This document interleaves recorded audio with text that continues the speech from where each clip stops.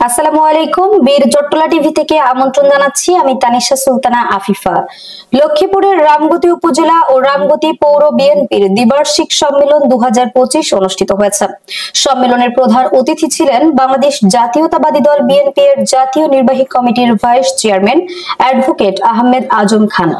উদ্বোধক হিসেবে উপস্থিত ছিলেন কেন্দ্রীয় বিএনপির যুগ্ম মহাসচিব ও লক্ষ্মীপুর জেলা বিএনপির আহ্বায়ক শহীদ উদ্দিন চৌধুরী অ্যানি। সম্মেলনে বিশেষ অতিথি হিসেবে বক্তব্য রাখেন বিএনপি চেয়ারপারসনের রাজনৈতিক উপদেষ্টা আবুল খায়ের ভূঁইয়া এবং বিএনপি চট্টগ্রাম বিভাগীয় কার্যনির্বাহী কমিটির সহ সাংগঠনিক সম্পাদক ও ঢাকা কলেজের সাবেক ভিপি হারুনুর রশিদ হারুন। প্রধান বক্তা ছিলেন বাংলাদেশ জাতীয়তাবাদী দল বিএনপির কেন্দ্রীয় নির্বাহী কমিটির সহ শিল্প ও বাণিজ্য বিষয়ক সম্পাদক ও সাবেক সংসদ সদস্য এবিএম আশরাফ উদ্দিন মিজান। বিশেষ বক্তা হিসেবে উপস্থিত ছিলেন লক্ষ্মীপুর জেলা বিএনপির সদস্য সচিব শাহাবুদ্দিন সাবু এবং যুগ্ম সম্পাদক অ্যাডভোকেট হাসিবুর রহমান হাসিব। সম্মেলনে সভাপতিত্ব করেন রামগতি পৌর বিএনপির আহ্বায়ক শাহেদ আলী পাটু।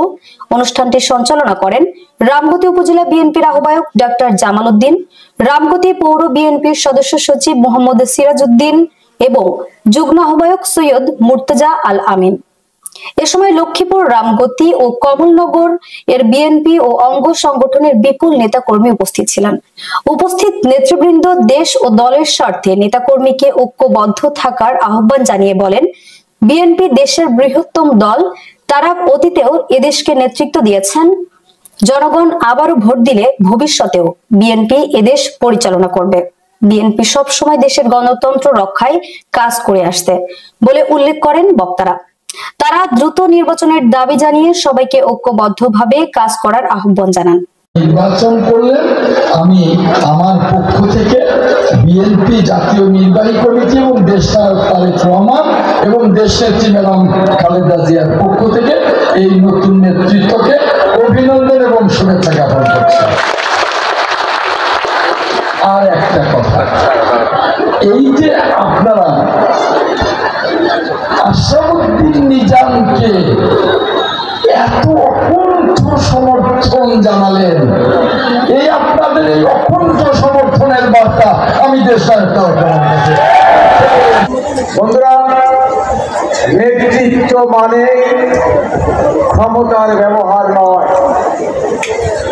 নেতৃত্ব মানে হচ্ছে মানুষের হৃদয়ে পৌঁছানোর একমাত্র জায়গা অবলম্বন, যেটি ইতিমধ্যে আমরা দেখেছি আপনাদের এলাকার প্রিয় নেতা আশরাফ উদ্দিন নিজাম সাহেব ইতিমধ্যে এই দেশের জনগণের হৃদয় এবং আস্থায় স্থান করে নিয়েছে।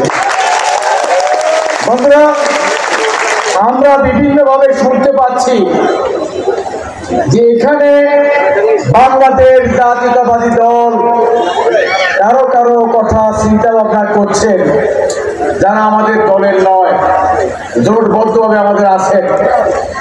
আমি আজকের এই মানুষের অনুভূতি দেখে, তাদের আত্মার যে হৃদয় স্পন্দন দেখলাম, তাতে আমি প্রধান অতিথি সহ ভারপ্রাপ্ত চেয়ারম্যান তারেক রহমানের কাছে অনুরোধ জানাবো যে অন্য জায়গায় কি হয় আমি জানি না, কিন্তু এই রামগতি কমলনগর এদেশের মানুষের হৃদয়ের মধ্যমণি আশরাফুদ্দিন নিজামকে আগামীতে অনুসরণ দিতে হবে।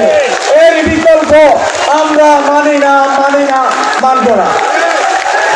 বন্ধুরা, এই দেশের সবচেয়ে নির্যাতিত পরিবার হচ্ছে তারেক জিয়া পরিবার, এবং এই জিয়া পরিবারের মাধ্যমে বাংলাদেশের বারবার এই দেশের সকল সংকট আমরা মোকাবেলা করেছি, উদ্ধার করা হয়েছে। জিয়া রহমান স্বাধীনতা রামগতি উপজেলার ডাক্তার জামাল উদ্দিনের নাম আমাদের কাছে প্রস্তাব এসেছে। এই মুহূর্তে যেহেতু আর কোনো প্রার্থীর নাম প্রস্তাবে নেই এবং সমঝোতার ভিত্তিতে সর্বসম্মতিক্রমে ডাক্তার জামাল উদ্দিনকে আমরা সভাপতি হিসাবে আগামী 2 বছর এই রামগতি উপজেলার সভাপতির দায়িত্ব প্রদান করছি এবং সাধারণ সম্পাদক হিসাবে সিরাজ চেয়ারম্যান সাহেবের নাম এসেছে প্রস্তাব আকারে, এবং একই পদ্ধতিতে সর্বসম্মতিক্রমে সাধারণ সম্পাদক, রামগতি উপজেলা আগামী 2 বছরের জন্য সিরাজউদ্দিন চেয়ারম্যানকে আমরা ঘোষণা করছি। তাহলে আজকে সর্বপ্রথম এই জেলার আন্ডারের 11টা ইউনিটের মধ্যে 2টা ইউনিটের নেতৃত্ব আমরা খুব সুন্দরভাবে সমাপ্ত করতে সক্ষম হয়েছি। মানুষের জীবনের হারাবার কিছু থাকে না, যদি তার আকাঙ্ক্ষার সাথে, তার চিন্তার সাথে, তার চেতনার সাথে মানুষের জন্য কাজ করার আকাঙ্ক্ষা থাকে, মানুষকে ভালোবাসে, মানুষের অনুভূতিতে, মানুষের হৃদয়ের আকাঙ্ক্ষার সাথে, শ্রমিকের সাথে শ্রমিক হয়ে, রিক্সাজীবীর সাথে রিক্সাজীবী হয়ে, আলেমে দ্বীনের সাথে আলেমে দ্বীন হয়ে, মৎস্যজীবীর সাথে মৎস্যজীবী হয়ে, কৃষকের সাথে কৃষক হয়ে, ওদের প্রাণের স্পন্দনের সাথে, ওই শ্রেণীর সাথে যদি একাকার হয়ে যেতে হয়, একাকার হয়ে যেতে পারে যে এই নেতা, তিনি হলেন সার্থক। তার নমিনেশনের জন্য তদবির করতে হয় না। বারবার নমিনেশনের কথা আসে। আজকে খুনি হাসিনাকে ভারত ছাড়া পৃথিবীর কোনো দেশ জায়গা দিতে রাজি হয় নাই। আর আমার অসুস্থ নেত্রীর জন্য কাতারের আমির অ্যাম্বুলেন্স পাঠিয়েছে, লন্ডনে গিয়ে আমার নেত্রী চিকিৎসা নিয়ে এসেছে। কাজে আপনাদের কাছে আমার একটা অনুরোধ, ক্ষমতার দাম্ভিকতা কখনো দেখাবেন না, অহংকার কেউ করবেন না, মানুষের প্রতি আবেগ ভালোবাসা দিয়ে রাখুন। আজকে আস্তে আস্তে গাড়িতে শামু ভাই আমাকে বলতেছে যে এত ফেস্টুন, এত পোস্টার আগে তো দেখি নাই, আগে দিতে পারে নাই। আপনারা ওই গাছের মধ্যে ফেস্টুন টাঙাবেন না, মানুষের হৃদয়ে আশ্রয় নেন, হৃদয়ে। আমাদের আরো আপডেট নিউজ পেতে চোখ রাখুন বীর চট্টলা টিভিতে।